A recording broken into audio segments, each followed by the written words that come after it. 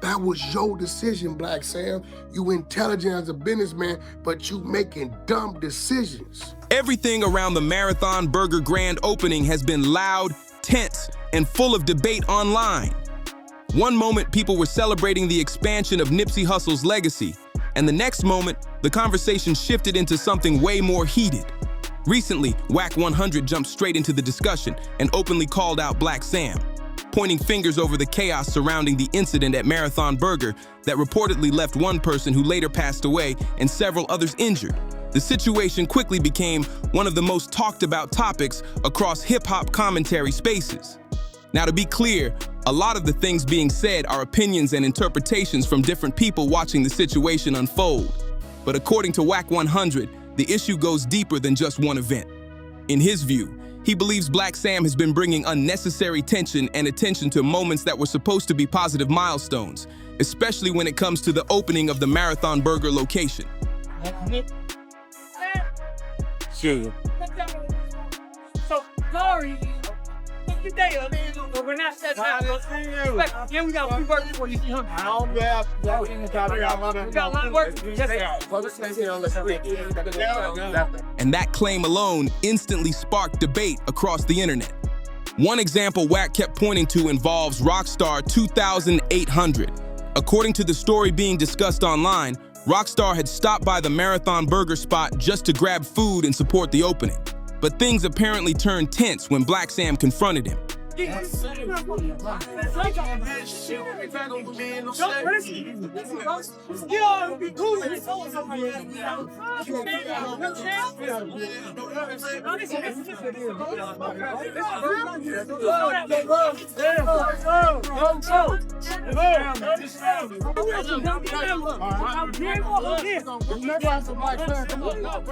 The reason? Rockstar had reportedly spoken with Wack 100 during conversations on Clubhouse, and that didn't sit right with Sam. From Sam's perspective, some people believe he felt that anyone who was close to Nipsey Hussle shouldn't be interacting with Wack at all. Wack, however, looked at that situation completely differently. He argued that if Rockstar speaking with him was such a serious issue, why create a public scene at the grand opening over it? In Wack's opinion, that kind of moment brought unnecessary chaos and spotlight during what should have been a celebratory event. And according to him, that's where the bigger problem starts. Then Wack took things a step further and accused Black Sam of being inconsistent. So, for the very same thing, he escorted Crackstar across the street on. What? Talking to me. P. Nice talks to me. He just did a podcast. And you gave him the first burger from the Marathon Long Beach store, and you did an interview with him. Hey, great, because I don't think there's nothing wrong with people that talk to me personally. I ain't said nothing wrong, point out where I didn't say a lot. RB got me on the water diet, is what it is. Okay, we move forward. If you wouldn't have never approached him and marked him out and escorted him across the street like the buster he is, then that bad publicity wouldn't have never been on the spot. He pointed out that during another recent premiere event, Sam was seen around people who Wack claims he's also spoken with, interviewed, or collaborated with on podcasts. That's why Wack began throwing around the word hypocrite. His argument was simple. If talking to him is a problem, then why is it only a problem for certain people and not others? The example he brought up involved P. Nice. Wack recently did a podcast conversation with P. Nice, and according to Wack, there didn't seem to be any public reaction from Black Sam about that situation. But when it came to Rockstar 2800 speaking with him, that's when the confrontation allegedly happened. From Wack's point of view, that feels like selective outrage. Now again, this is all coming from Wack's side of the conversation, and the full story likely has more layers depending on who you ask. But Wack clearly feels strongly about it. In fact, he didn't hold back at all when discussing the situation publicly. He went on to say that some of the negative attention surrounding the Marathon Burger events could have been avoided, and he believes certain reactions helped escalate the drama instead of calming it down. And that's when Wack decided to address Black Sam directly. That was your decision, Black Sam. You intelligent as a businessman, but you making dumb decisions. You getting to the finish line and then You pissing on the product. Why? And then I'm tripping. Every time the camera on and Black Sam is standing by the people from the mayor's office or the people from the radio station or the other prominent people, you see all the ninjas trying to get in there.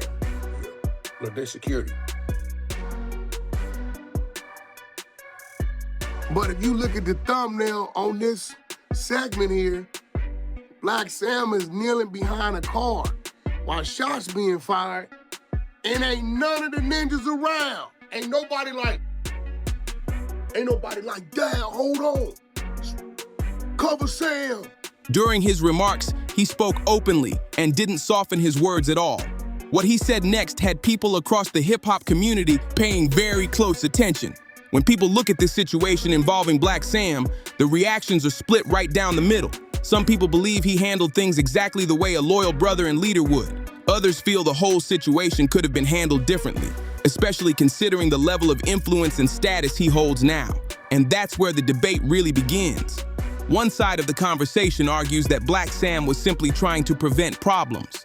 From that perspective, the idea is that he was attempting to escort certain individuals away from the Marathon Burger location so there wouldn't be tension with their rivals showing up. In other words, some people see it as a move to calm things down before anything serious could unfold. In a city like Los Angeles, where long-standing rivalries can sometimes spill into public spaces, some supporters say stepping in to de-escalate a situation might have been the fastest way to keep things under control. But the other side of the discussion raises a completely different point. Critics argue that Black Sam isn't just another person standing outside a restaurant anymore. He's now a business owner, a public figure, and someone managing a brand that carries the legacy of Nipsey Hussle. From that angle, some people believe his role should be more about leadership and less about personally stepping into heated situations. I'm gonna ask you one more question about that situation. Without saying too much, just like yes, just in or out. Right. Who did it to your brother? Would you rather him went to jail or stayed on the streets? I think you know that, bro. You know that answer. Yeah. You know, definitely, you asked it, so it's like I have to answer that question because I hope. All you gotta do is say streets, that's it. I You ain't gotta go into detail. I'm gonna go into detail just because I would hope people know the answer to that. Yeah. Like like me, I'm 1000% wish the man was still out here. Right. Because it have been X'd out. Think about it this way. Events like the Marathon Burger grand opening usually come with professional security for a reason. The job of security is to handle tense moments, escort disruptive people away, and keep the environment safe without the owners needing to get directly involved. So when some observers saw Black Sam stepping into the middle of things himself, they questioned whether that was the best move for someone in his position. Another argument people bring up is that when you're running a growing business empire, perception matters a lot. Black Sam isn't just representing himself anymore. He's representing a brand tied to Nipsey's vision of community ownership and business growth. Some critics believe situations like that could bring the wrong type of attention to a place that's supposed to represent progress and positivity. But at the same time, supporters push back on that criticism pretty hard. They point out that Black Sam lost his brother, and that kind of loss changes the way someone moves through the world. For them, loyalty and protecting what Nipsey built might always come first, even if that means stepping in personally when things get tense. In their view, he wasn't acting as a CEO in that moment. He was acting as family. Then the conversation took another turn when Wack 100 started referencing comments Black Sam made during a conversation with P. Nice. According to Wack, some of the things said during that discussion didn't match the image Black Sam has been presenting publicly. The brand around Marathon and Nipsey's legacy often focuses on growth, elevation, and moving beyond street conflicts. That's the message many people associate with Nipsey's vision. Here's the thing, but also let's be honest. If we're saying hit, we need now to be very clear. You're saying a hit. So this guy didn't have money for a proper lawyer. Basically got damn near life in prison. You don't think if the police had barely or even half credible information, you don't think this guy would tell on Big U? This is what I be saying to y'all. Everybody snitched but the guy who you really think got paid for a hit. Who got paid for a hit? You're the first to snitch. Duh, like why wouldn't he tell? Like, here's my thing. We're talking about all of the snitches in hip hop who basically never killed nobody and they're still telling. Why would the guy who did the murder not tell? If he did it on behalf of somebody else. And then they could verify. Okay, how did you get paid? When did you communicate? Blah, blah, blah, blah. Let's check everything. But during that interview, Black Sam spoke emotionally about Eric Holder, the man responsible for the situation that ended Nipsey Hussle's life. In that conversation, Sam expressed anger and frustration, even saying that if Eric Holder were ever free, he personally would want to confront him. It was clearly a statement coming from deep pain and unresolved emotion. Wack 100 used that moment to argue that the message didn't fully line up with the business-focused direction Sam is trying to present. From Wack's point of view, if the goal is to build major companies and expand the Marathon brand, then mixing intense street energy with business launches might create unnecessary complications. His argument is that those two worlds, the corporate side and the street side, don't always mix smoothly. Now again, this is one interpretation of the situation, not an absolute truth. People respond to grief and loyalty in different ways, and many supporters believe Black Sam's reaction is completely understandable given everything he's been through. Losing a brother in such a public way leaves emotional scars that don't just disappear overnight. What many people agree on, though, is that Los Angeles can be unpredictable. Even people with influence, connections, and strong reputations aren't immune to sudden situations. The story of Nipsey Hussle itself showed how quickly things can change, even for someone widely respected in the community. And because of that history, some observers say Black Sam probably moves with a certain level of caution and awareness that outsiders might not fully understand. In their eyes, protecting Nipsey's legacy, protecting the business, and protecting the people around him are all part of the same mission.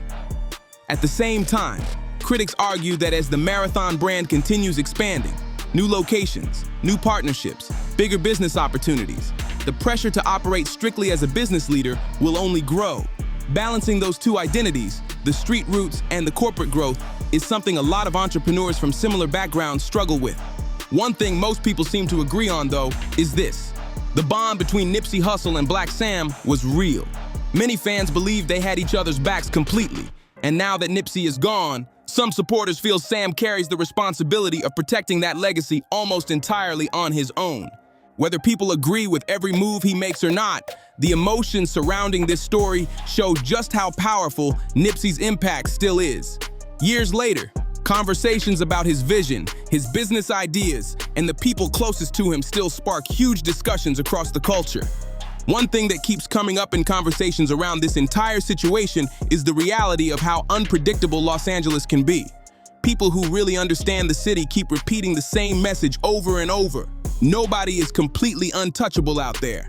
It doesn't matter how much respect someone has, how much money they've made, or how many connections they built over the years. All it takes is the wrong moment, the wrong misunderstanding, or someone feeling slighted, and suddenly tension appears where there wasn't any before. That's exactly why some observers say putting aggressive energy out into the public space can sometimes cause situations to spiral faster than expected. Words travel quickly now. One comment turns into a headline, the headline turns into speculation, and before long, everyone online is debating what it all means. And once the internet gets involved, things can start moving even faster than people anticipate. From that angle, some commentators say Wack 100's warning wasn't necessarily about defending one side or attacking another. Instead, they view it as a reminder of how quickly rumors and reactions can spread. The moment strong statements hit social media, people start interpreting them in their own way. One person hears it as frustration, another hears it as a challenge, and someone else might hear it as a signal that something bigger is happening behind the scenes. And once speculation starts spreading through both the internet and the streets at the same time, the narrative can grow way beyond the original statement. That's where things become complicated. Even when nobody involved actually intends for a situation to escalate, the conversation around it can start building its own momentum. For example, there have already been whispers and rumors circulating online about situations involving people connected to Eric Holder's family. None of those claims have been fully confirmed publicly, but the fact that those rumors even started shows how quickly stories can form once emotions and speculation mix together.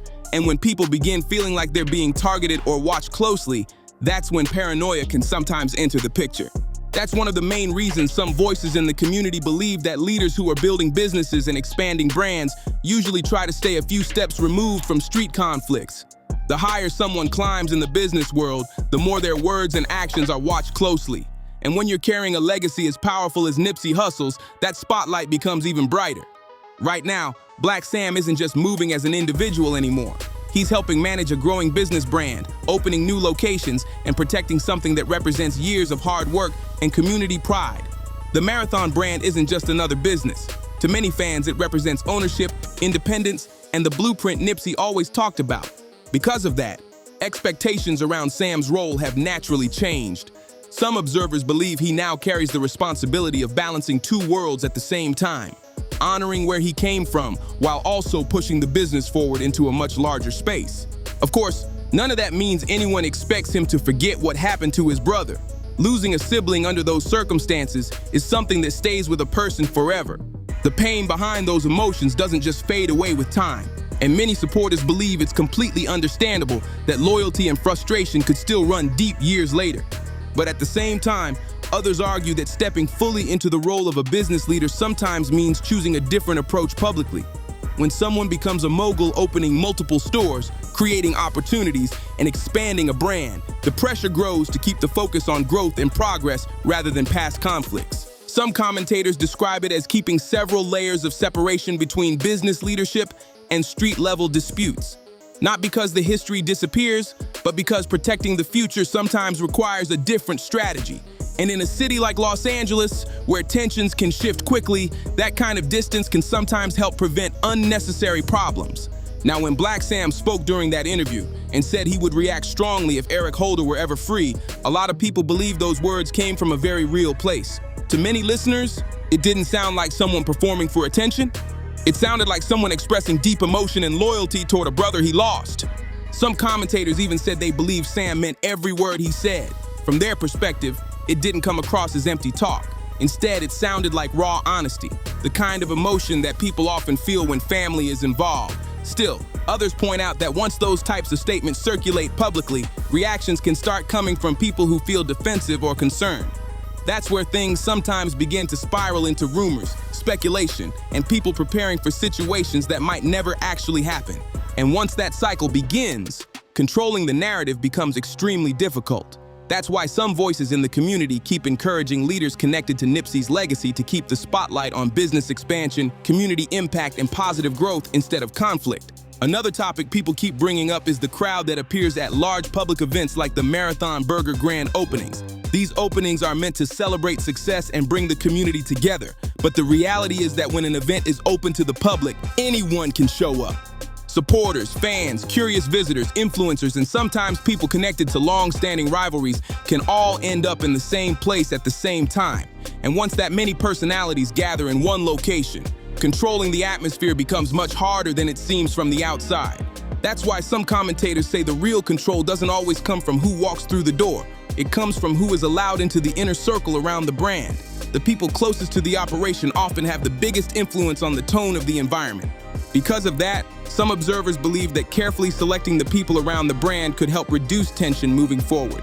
If certain affiliations have historically caused problems or unwanted attention, some people think it might make sense to keep a little distance from those circles. Of course, that's just one opinion among many. Every situation has layers, and people looking at the same event often come away with completely different interpretations.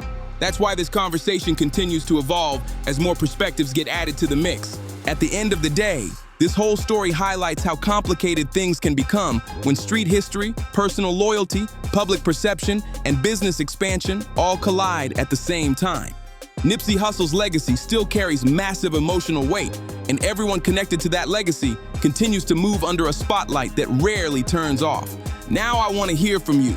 Do you think Black Sam is handling the pressure the right way as the Marathon brand grows? Or do you think things could be approached differently moving forward? Drop your thoughts in the comments because this conversation definitely has a lot of angles. And if you found this breakdown interesting, make sure to like the video, share it with someone who follows hip-hop news, and subscribe so you don't miss the next story. Your support really helps the channel keep bringing these conversations to the spotlight. Also, don't leave just yet. Check out the next video that's appearing on your screen right now. It dives even deeper into the latest celebrity drama and new developments connected to this story. Tap that video, and I'll see you there in the next one.